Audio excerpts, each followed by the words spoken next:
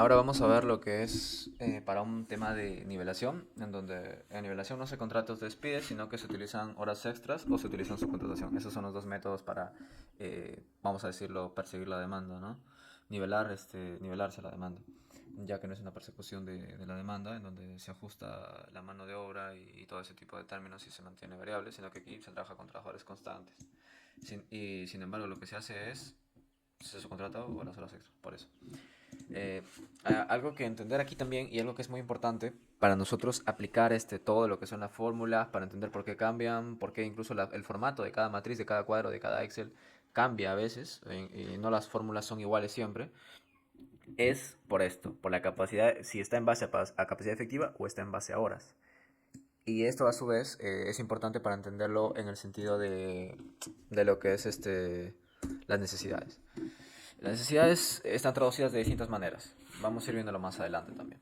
Entonces aquí lo que tenemos en sí es horas extras, ¿no? Una hora o el promedio que equivale al 35% de la hora normal, aquí solamente se multiplica. Este pequeño enunciado de aquí, del 35%, puede variar bastante, ¿no? Puede en un caso decirnos que es de una forma y en otro caso puede decirnos que es de otra forma. Seguimos entonces, aquí se maximizan o minimizan operarios, claro, porque depende de, por ejemplo, yo con horas extras, si por ejemplo en vez de vamos a decir que lo que yo necesito son 14 operarios, pero me sale con decimales y también puedo ir a 15. Entonces, si yo calculo con 14 y me sale un costo muy alto usando horas extras, calculo mejor con 15 y me sale un costo más bajo usando horas extras. Entonces, eso quiere decir que es mejor maximizarlo. En eso se basa todo esto. Ahora, la dotación personal constante se hace en base a una necesidad en ciertos periodos, meses, veces o bimestres. Esto quiere decir que, por ejemplo, cuando la necesidad está en horas, vamos a tener que transformar las unidades a horas y eso dividirlo en un conjunto de datos que van a estar en horas. Pero si las necesidades ya están en unidades directamente y el denominador que vamos a necesitar también va a estar en unidades, entonces ya esto se hace directamente. Ahora, esto de aquí, las necesidades se pueden hacer en base a un mes, en base a 2 meses, a tres, cuatro, etcétera, dependiendo de lo que nos pida el enunciado. En base a eso, por ejemplo, si el enunciado nos dice calcúlalo en 6 meses, y también tenemos que calcular, entonces, cuando dice eso, tenemos que sumar todo, ¿no? Tenemos que sumar mes uno, mes 2. Vamos a decirle entre meses nomás. Sumamos estos tres. Nos da un resultado aquí, por ejemplo, de 5.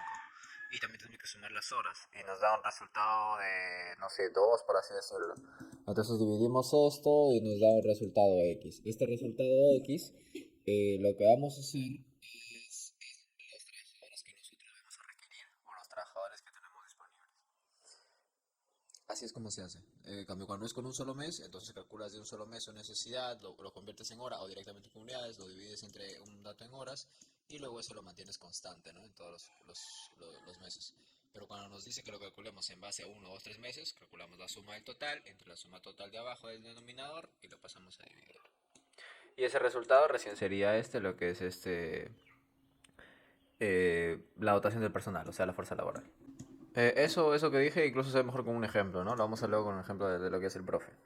Cuando trabajas con horas extras, normalmente no usas producción requerida. Ok, si no la producción requerida en horas extras. Bueno, eso lo vamos a ir mencionando también un poquito mejor más adelante, ¿no? Ese tema del... cuando trabajas con horas extras, ¿por qué no se trabaja con producción requerida, ¿no? Y por qué cambia y cómo cambia. Eso se ve mayormente en los mixtos, cuando trabajan con subcontratación. En subcontratación se considera, bueno, ahí sí se considera producción requerida. Luego vamos a pasar a fórmulas para las horas extras.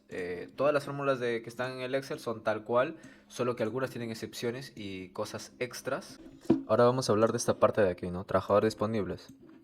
En trabajadores disponibles, la fórmula siempre está arraigada de la siguiente manera. La necesidad sobre una unidad, que puede ser las horas de trabajo en el mes o lo que yo produzco en el mes, vamos a decirlo así. En este caso, las necesidades de producción están en base a la siguiente fórmula. La necesidad es esto, es lo que yo debo producir. En este caso, como ya mencioné, si tengo una demanda de 100, ¿cuánto debo producir yo? Si ya tengo un inventario inicial de 10, debo producir 90. Obviamente, cuando consideramos stock de seguridad, esas necesidades cambian. Sin embargo, como estamos trabajando con horas extra, no necesitamos un stock de seguridad, que podría ser 10, 20, yo qué sé. Pero en este caso solamente toma la demanda menos el inventario inicial. A nosotros al trabajar con un tiempo fabricar en unidad, lo que hacemos es convertirlo a horas, ¿no? Entonces el numerador pasa a ser un dato en horas. Y ahora abajo tenemos horas por trabajador en el mes. A nosotros al tener ese dato de horas por trabajador en el mes, es nosotros saber cuánto fabrica un trabajador en el mes. Entonces, ya sabemos cuánto necesito para producir, cuántas horas necesito yo para producir, pero ahora necesito saber cuántas horas se aplica un trabajador en el mes.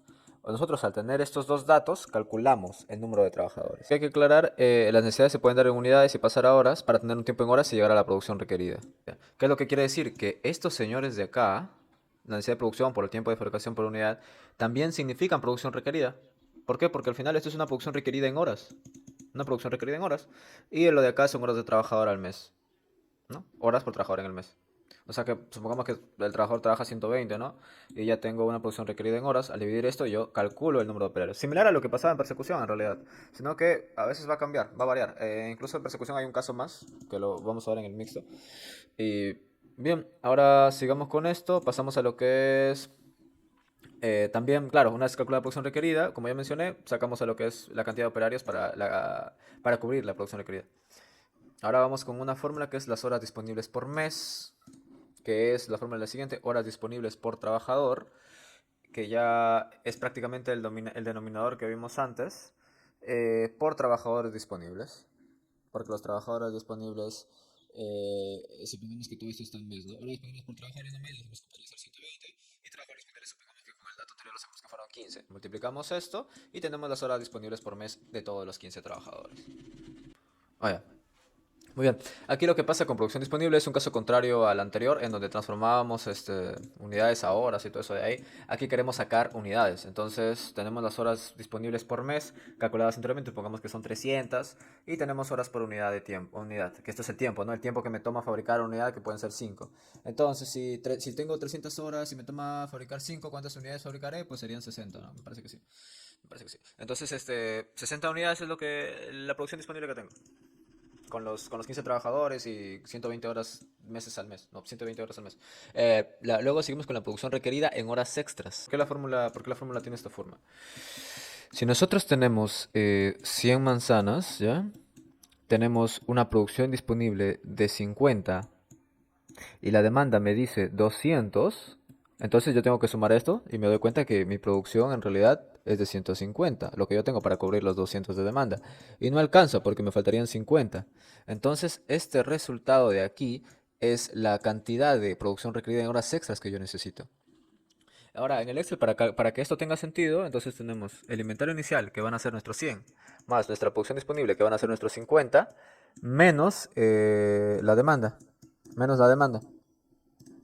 Entonces, si restamos esto menos la demanda y me da un resultado negativo, significa que va a ser menor que cero. Y por lo tanto, va a tener lo que dice acá. Voy a tener que hacer horas extras. Entonces, para yo calcular eso, solamente invierto la fórmula y sería demanda menos inventario inicial menos producción disponible.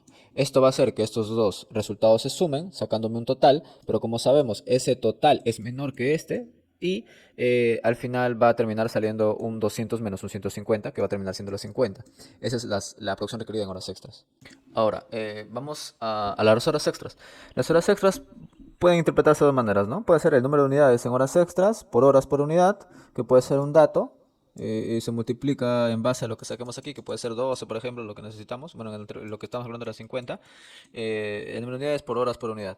O puede ser sacar la producción requerida en horas extras, que es esto de acá, por el tiempo de fabricar una unidad. Supongamos que me toma fabricar una unidad 5 horas, entonces yo sacaría 250 horas en horas extras. Me va a tomar fabricar estas 50 unidades. Bien, ahora seguimos con lo que es los costos. En los costos solo hay que tener en cuenta esto, ¿no? Que el costo de horas normales es el costo de horas disponibles por mes por el costo por hora. Y el costo de horas extras es la hora extra por el costo de hora extra. Ahora viniendo al Excel, lo que vamos a hacer es horas disponibles por trabajo. Sencillamente aplicamos la fórmula, los días disponibles por el data, que es las horas por día, que es 8.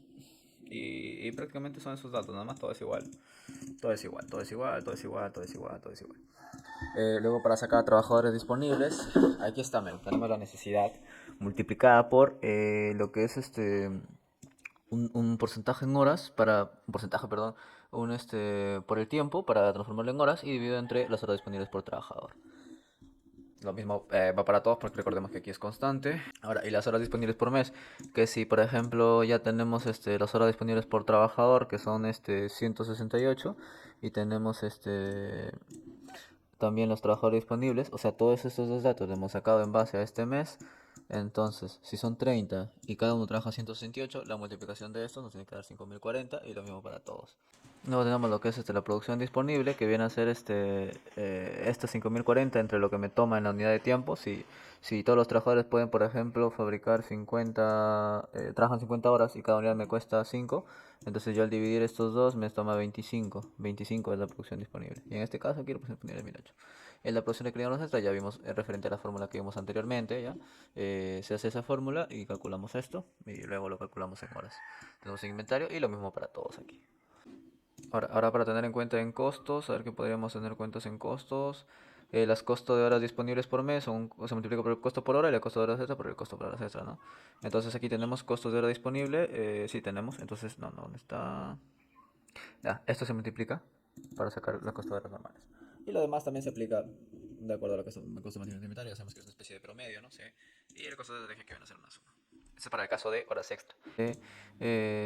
Producción en horas extra por tiempo fabricado de la unidad. El tiempo fabricado de la unidad está en la data y el tiempo de producción en horas extras es 12.